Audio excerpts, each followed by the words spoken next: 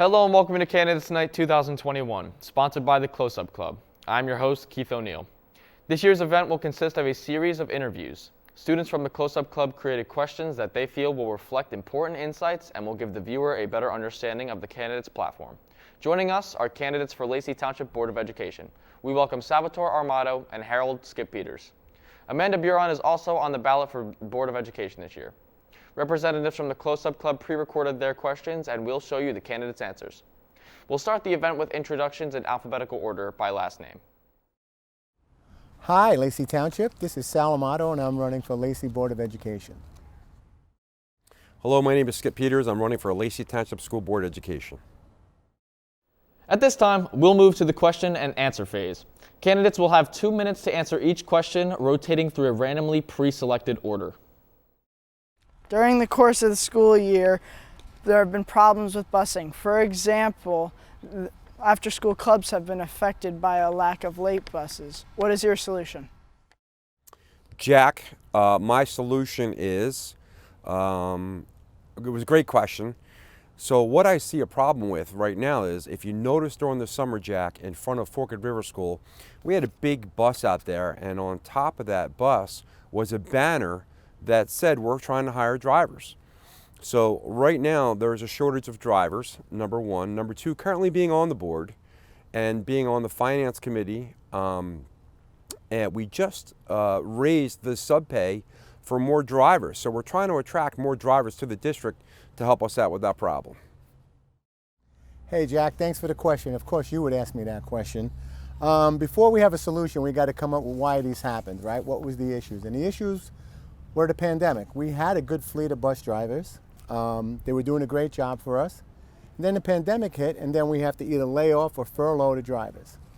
Now we go back to normal, or an attempt to get back to normal, and some of these drivers already found jobs elsewhere. So now we have a fleet that was once fully staffed is now short-staffed.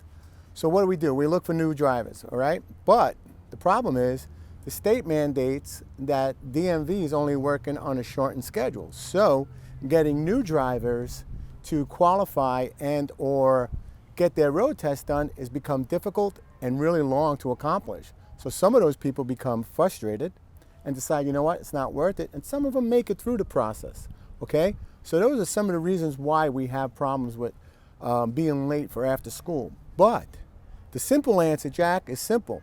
Have the governor eliminate all the mandates. Let's go back to normal, get the DMV open full time, and we can get this thing up and running in no time. The situation or the solution would be, where do we take the money from, right? Do we open up requisitions and say, okay, we're looking for bus drivers and we're gonna give you a signing bonus. If we do that, where do we take the money from?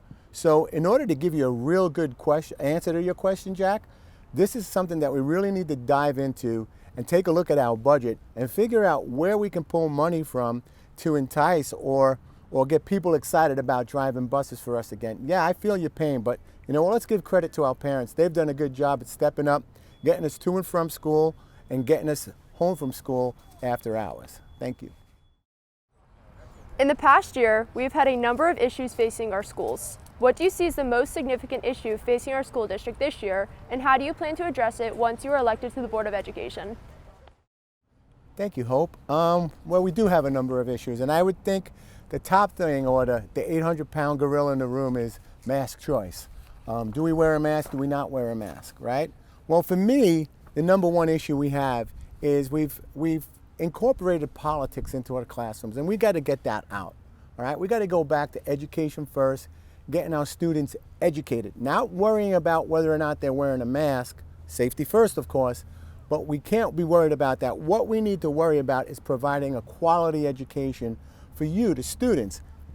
If we're only focused about the politics of the situation and we're letting this current board dictate to us that we are just going to simply follow mandates, what's getting lost in the whole thing here is our teachers don't have the resources they need to provide you with a quality education. If they don't have the resources to provide you with a quality education, you're getting a subpar education. Now, we do have some great teachers in this school, and they're doing a phenomenal job educating us.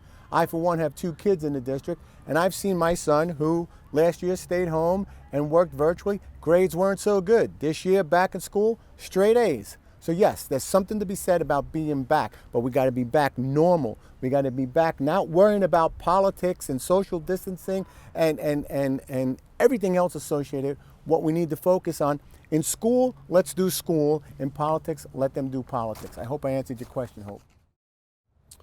Thank you, Hope. That was a great question also.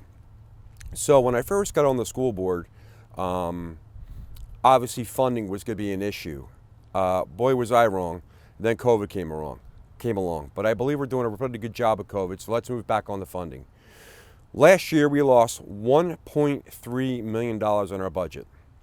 Currently, being a board member now, we did not cut any employees whatsoever. Now, this year, we're expected to lose $1.5 million. And as a board member, I'll do whatever I can to keep the all employees going, as many programs as we can, work hard like we did last year on that budget to keep that money where it's supposed to go. What was the deciding factor that made you interested in running for the Board of Education? Thank you, Abby. Well, this goes back to a long time ago. Some of you know, or some of you may not know, I was an employee of the district for almost 19 years. As being an employee in the district, I saw some changes happening in the district that I didn't like being an employee. So I decided to leave the district, went for another job, applied to the job, got the job, gave my resignation to Lacey, got my job in another district, and a few months later, someone said to me, hey, there's an opening in the school board. And I said to myself, hey, that'll give me a chance to go back and change some things that I didn't like being an employee. So that's pretty much where I'm at with that. Thank you, Abby. The deciding factor probably, first and foremost, is I have 4 children that have either graduated or attended Lacey schools. And I'm very happy about that. And I'm pleased with the education they've received thus far. However, the reason for my running has a lot to do with this current board and the way that I think they failed me as a taxpayer and as a parent. And that is really the main reason why I'm running. I think we could do better. I think it's my job to work for you, the students, the teachers, the staff, the administrators. It's not the other way around. I'm not supposed to come in here and boss orders around. I'm supposed to come in here and work with you, for you, to provide you with what your parents expect out of me, and that's a great education. Thank you, Abby. What are your thoughts on the current budget for our school district? Is there any area you think needs a budget cut or more funding? Of course you, Courtney, are going to ask me this question, right? You're getting back at me. This is a tough one. I can't say that there's been fiscal irresponsibility. I can't say that we're spending money foolishly. What I can say is I don't think there's discipline in the way we're managing the budget today. I think there's a lot of pressure from Trenton to spend money a certain way.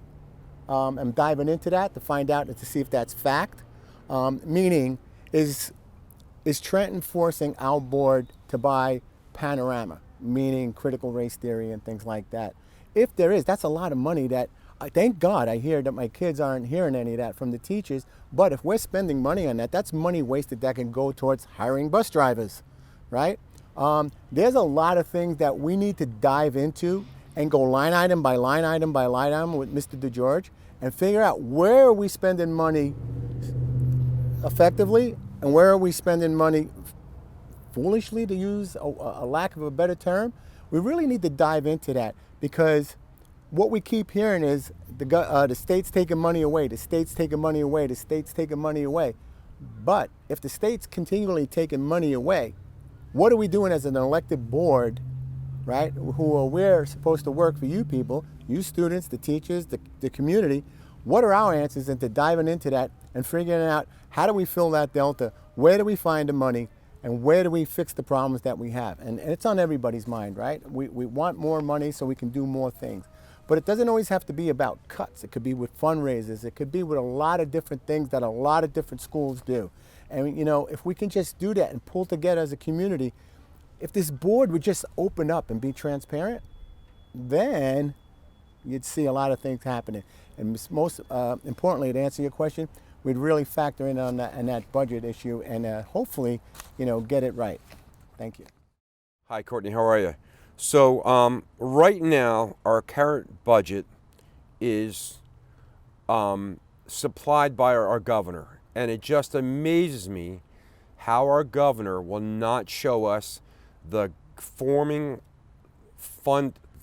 formula for how schools receive money. For instance, Lacey, we lost over $1 million last year. We're losing another $1 million this year. But there's other schools 20 minutes away from us that are getting $3 and $4 million added to their budget. Fundraising. We actually have a few people in a local town here, in our local town, in a development that used to be professional grant writers. They've reached out to me, and I've actually taken their name and given them to Dr. Clark to reach out to them to assist us in writing grants for free to bring more funding into the state, into our district. But the main thing I see is, as far as budget and cuts that I would like to make, would be to cut out the outside contractors. Do as much we can do in-house. There'll be maintenance, whether it be doing the plumbing or the HVAC work. Let's hire certified people that are able to do that job, that are not paying an outside contractor to do that. For instance, we also have outside contractors that transport our special needs kids to special schools at a district. Let's purchase a couple vans, use our own people, and cut out that money man making all that money there. Thank you. At this time, we will move to closing statements. Mr. Peters, you are up first. So this is my closing statement. My name's Skip Peters. I've been on the school board for over 2.5 years. It's kind of funny we're on the football field because I graduated and walked the platform out there over 30 years ago. So do I have pride in this town? Absolutely. Do I have lion pride? Absolutely. If you look at my signs out in the town, my signs say, students always first. Every decision I make are students first, taxpayers second. Vote for Skip Peters. I'll keep up the fight. Thank you very much. Thank you for sponsoring this event today. It is a pleasure to play a small role in all the great work you guys do in putting this together. Our schools are facing a delicate situation. On one hand, we have a governor dictating how parents should care for their children and tries to reinvent new ways for our teachers to educate. On another hand, we have a weak Board of Education, unwilling to stand against all the illegal mandates forced upon us as students, teachers, staff, and administrators. You deserve more, much more. As a board member, my job is to uphold the law, respect policy, and be transparent to our teachers, students, and entire community. My job is to fight for what is right for all of us, not to simply comply and listen. What's the use then? I am responsible to serve you as an elected official. You may hear some of the current board members say that this position is a volunteer position, and in one respect, they are correct. It is a volunteer position solely on the fact that there is no pay or benefits of being a board member. However, let me ask you this. When was the last time you saw a volunteer campaign? Ask for your support. Ask to put lawn signs in front of your house. Ask for donations. I volunteered many times and have never done that. You see, when it comes to your education, we are in fact very important to how you're going to be educated. The board plays a role in every decision that factors into how you are educated, what resources you have, down to the littlest detail of parking spaces being painted yellow or white. So if this was simply a volunteer position, then why does so much go into it? The current board keeps using the word volunteer because it cheapens the seat. In a time when we need board members that will stand front and center, we have a board that stands behind mandates. They blame Trenton for everything and never give you a solution to all the issues we are facing today. This board has failed. I may be one voice, but I am a voice of reason and action. I'm not afraid to go into any fight, and I'm always willing to stand up for what's right, and more importantly, our Constitution of the United States. I'm willing to accept all the responsibilities that go with this prestigious volunteer position. On November 2nd, I'm asking you for your vote. I'm asking you because I still have 2 children attending school here, as opposed to no children with the current board. I'm asking because it's about time that we have a school board member that is for our teachers, our students, and the entire community. Thank you.